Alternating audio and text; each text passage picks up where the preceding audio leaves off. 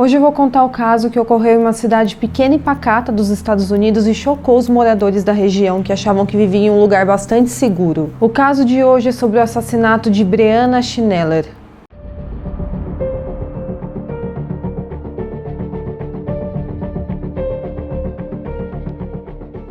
Olá pessoal, eu sou a Giovana e esse é o canal Caixa de Pandora. Para quem é novo aqui no canal, já se inscreve e curte meu vídeo para me ajudar aqui na divulgação. Para quem gosta de uma versão mais resumida dos casos, me segue lá no TikTok que vai estar aqui na tela. Eu posto casos todos os dias por lá. Aqui no YouTube eu tô postando toda terça e quinta muito conteúdo bom, então me segue aí para vocês acompanharem os casos. Deixa aqui um comentário para mim com uma sugestão de caso para eu trazer aqui no canal. Eu espero muito que vocês gostem e bora pro caso de hoje. Breonna Schneller nasceu em 14 de agosto de 1990. Na época dos fatos, ela tinha apenas 18 anos e morava em uma cidadezinha pequena e pacata, chamada Wausau, que fica em Wisconsin, nos Estados Unidos. Ela estava apenas há um mês de se formar na escola Everest High School e ela era uma ótima aluna, tinha muitas amigas e era considerada uma ótima pessoa e inclusive estava muito animada para sua formatura. Breonna morava em um apartamento com seu noivo Sebastian e com o irmão dele, chamado Hugo, e os dois namoravam desde que Breonna tinha 16 anos de idade e eles se gostavam muito, se respeitavam bastante, tinham um relacionamento super saudável. Então os três moravam juntos e trabalhavam no ramo de restaurantes. Breonna trabalhava como garçonete em um lugar chamado El Mescal e Sebastian e Hugo trabalhavam em um restaurante mexicano chamado El Tequila Salsa. A professora de Breonna disse que ela tinha o sonho de se formar e depois de se casar com Sebastian no México. Então, como eu falei, Breonna estava bastante animada para os próximos passos que ela iria dar na sua vida, até que sua vida foi tragicamente interrompida.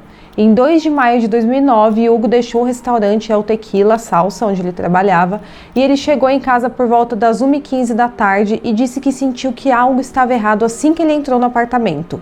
A porta do quarto do seu irmão estava aberta e ele viu Breonna deitada no chão com uma toalha cobrindo o rosto. Quando ele chegou mais perto, ele viu que de fato era Breonna e que ela estava toda ensanguentada. Hugo disse que não tinha como ligar para a polícia, então correu para a casa de um vizinho para pedir que ligassem. O vizinho disse que Hugo chegou desesperado, dizendo que a namorada do seu irmão estava morta, e quando a polícia chegou, Hugo saiu da casa do vizinho e foi receber eles, e então os levou até onde Breonna estava. O quarto onde Breonna foi encontrada estava coberto de sangue e inclusive o sangue já tinha começado a secar. Um ferro de passar roupa foi encontrado no chão do apartamento e tinha sangue nele, e 2 facas foram encontradas na pia do banheiro. A ponta de uma das facas estava quebrada e uma impressão de sapato foi encontrada no tapete do banheiro. Ali mesmo foi constatado que Breonna estava morta e ela teve muitos ferimentos no rosto, no pescoço e também no seu tronco. A polícia acreditava que ela conhecia seu assassino e que era um ataque muito pessoal porque o apartamento não tinha sinais de arrombamento e nada estava fora do lugar. No entanto, em um primeiro momento, a polícia não descartou nenhuma teoria do que de fato teria acontecido com Breonna. A teoria do roubo logo foi descartada porque havia dinheiro no apartamento e não havia sido levado. O Hugo disse que o dinheiro era das gorjetas que eles recebiam, já que todos eles trabalhavam em restaurantes, e nada havia sido levado do apartamento. Então, com isso, a teoria de roubo acabou sendo descartada. Hugo e Sebastian foram levados à delegacia para interrogatório e foram separados em salas diferentes. Enquanto isso, as autoridades entraram em contato com a família de Breonna, dizendo que algo tinha acontecido no complexo de apartamento onde ela morava. A família dela morava em outra cidade, então eles foram imediatamente para Wausau. O pai dela disse que foi o caminho todo rezando para que nada tivesse acontecido com a filha dele.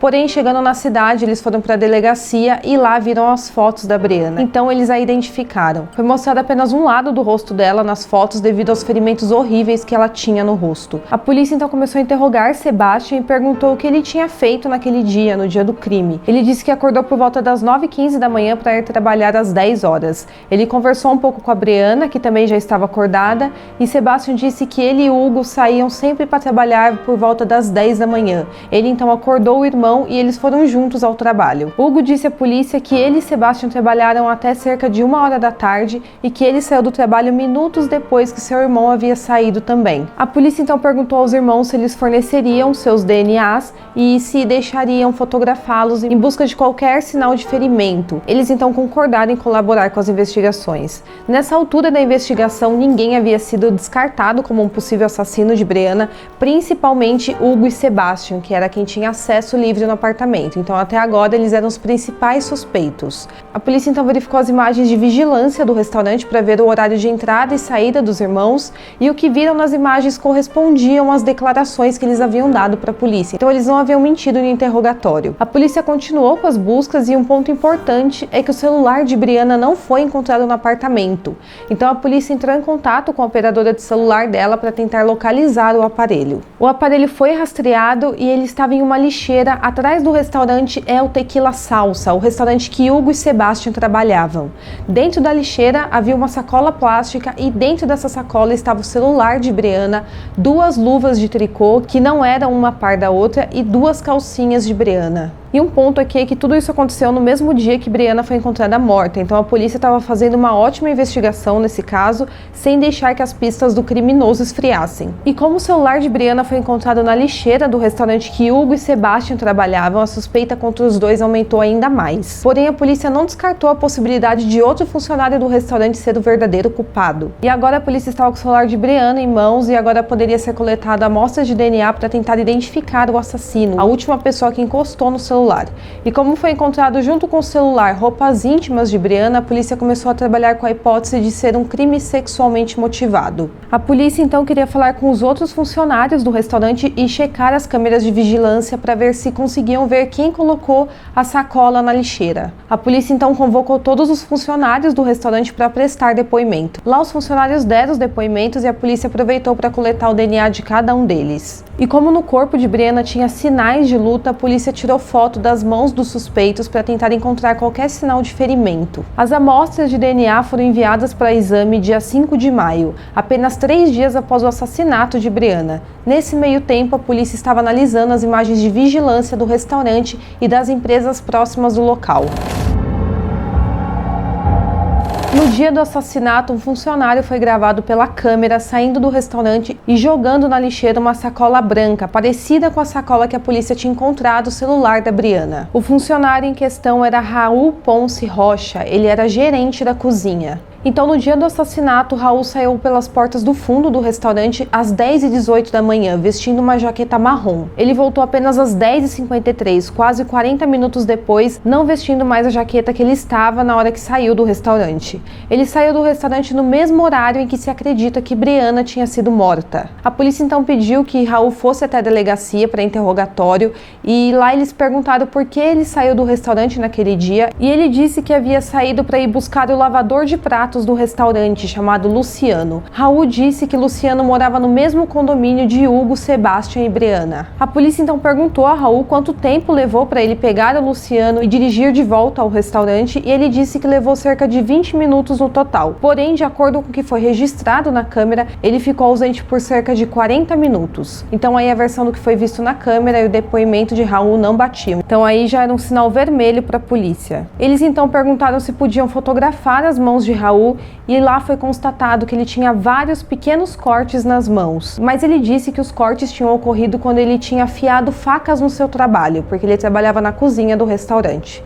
Mas com todas essas provas coletadas, um mandado de busca foi emitido para a casa de Raul, onde ele morava com seus pais e com seus irmãos. No quarto dele, a polícia encontrou 4 pares de roupas íntimas femininas embaixo do colchão dele. Lá também tinha vários vídeos pornográficos. No guarda-roupa foi encontrado um moletom marrom com capuz que ele apareceu na filmagem usando e também no chão do quarto estava outra mão da luva que combinava com a luva encontrada na lixeira junto com o celular de Breana. E no moletom, a polícia encontrou um fio longo de cabelo castanho que foi coletado e enviado para teste. Com todas essas evidências, Raul Ponce Rocha foi preso.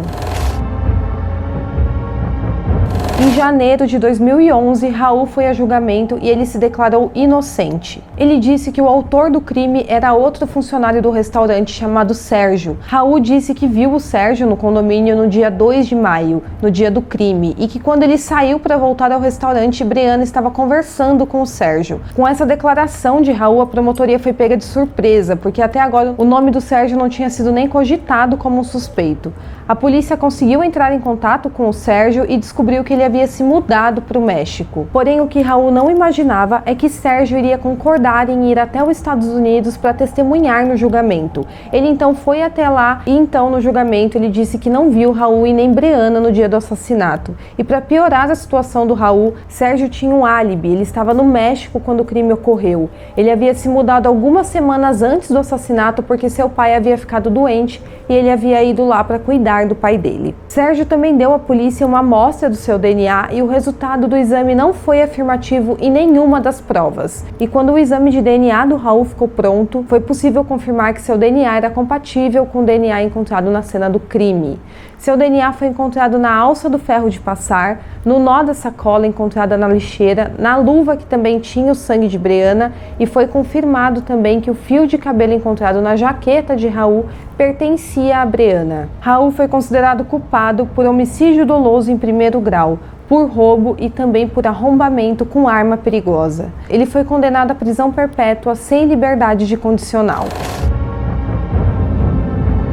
Agora, voltando um pouco no dia do crime, eu vou falar qual que é a teoria da polícia para o que de fato aconteceu naquele dia. A versão da polícia é que Raul nunca teve a intenção de matar a Breana, mas invadiu o apartamento dela pensando que estava vazio para roubar suas calcinhas, porque é dito que ele tinha um fetiche por roupas íntimas femininas e tinha uma coleção no quarto dele. E quando ele foi surpreendido por Breana, que estava no apartamento, sua única saída foi a matar. Ele então teria pegado ferro de passar roupa e acertou a cabeça dela. E em seguida pegou 2 facas na cozinha e a matou. Os ferimentos de Breana foram tão horríveis que a polícia e o médico legista não conseguiram contar quantos ferimentos ela realmente teve. Então a versão da polícia para o que realmente aconteceu naquele dia é que ele teria entrado e invadido o apartamento apenas para pegar as calcinhas da Breana, o que já é uma coisa muito estranha e bizarra. Ele tinha uma coleção de roupas íntimas embaixo da cama dele, então provavelmente ele já estava acostumado a fazer isso, entrar no apartamento das pessoas e roubar as roupas íntimas. E segundo a polícia, naquele dia a intenção dele era exatamente essa, era roubar as calcinhas dela e voltar para o seu trabalho. Porém, quando ele foi surpreendido pela Breana, ele teve que a matar. Então, pessoal, esse é o caso de hoje. Eu espero muito que vocês tenham gostado do vídeo. Não se esqueça de curtir e de se inscrever no meu canal. Deixa aqui um comentário para mim falando o que você achou desse caso. Eu espero muito que vocês tenham gostado e até o próximo caso.